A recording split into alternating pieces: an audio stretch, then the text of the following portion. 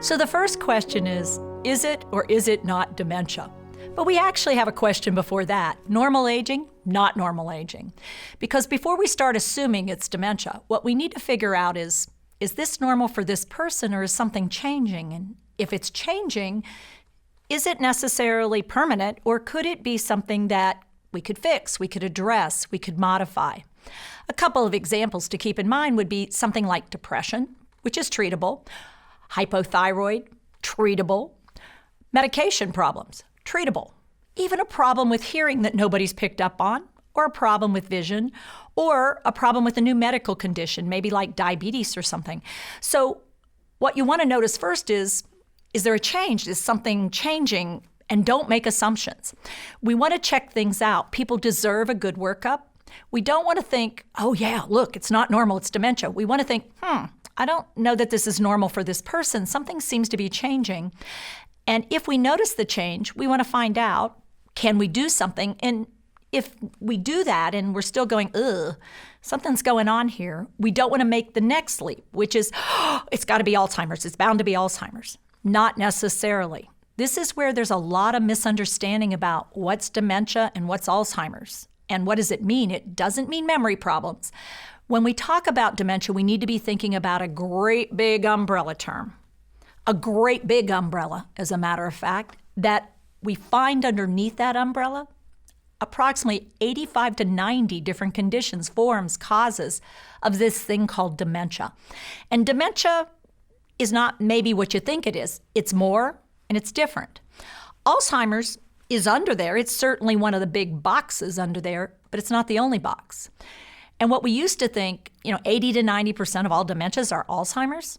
And now we know they may be mixed pictures, a couple, or a different one entirely. Things like Lewy body or frontal temporal dementias, or maybe vascular dementia, or dementia that comes with a health condition. And we think now that dementia actually isn't a diagnosis. So if somebody has been diagnosed as having dementia, something's not right already because you don't get a diagnosis of dementia.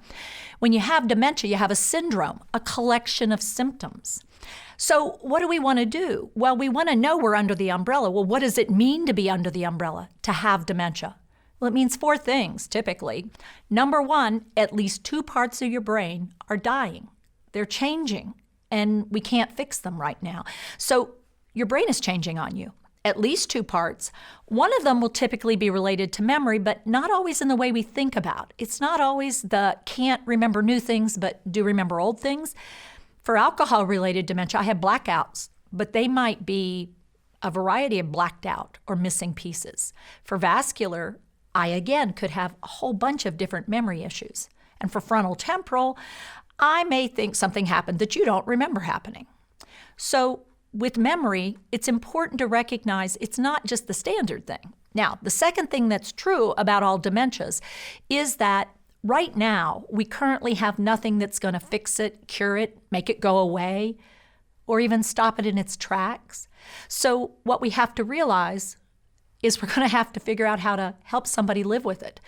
And on average, for all the dementias, if we considered all of them, we'd be talking about 8 to 12 years of symptoms. Now, it could be shorter, it could be longer, but 8 to 12 years is a long time to endure something that the third thing that's true about all dementias is constantly changing. And it's constantly changing because this is a neurodegenerative or a progressive illness. It's not going to stop until it's over. And now we get to the fourth thing that's true about all dementias. They're all terminal. But frankly, so's life. So what we've got to stop thinking is, oh no, and start going, I'm going to have to make some changes. I'm going to have to do something because I am living with someone who's living under the umbrella. Now, let me say that again. When one person gets dementia, it doesn't just affect that one person. Everyone around them is going to be living with dementia one way or the other.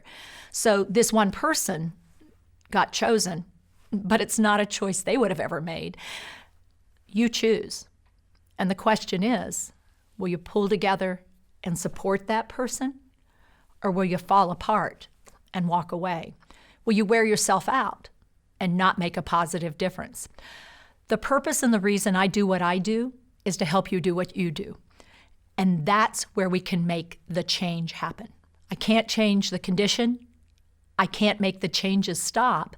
But what I can do is offer you ways to start changing to better match what they're able to do, to acknowledge what's missing and use what they still have left. There's life under the umbrella for all of us. Life under the umbrella is a challenge when it's in you, but it's also a challenge when you're living with the person who's experiencing it. The choice is yours. With dementia, let's pull together, let's change, because the change is happening.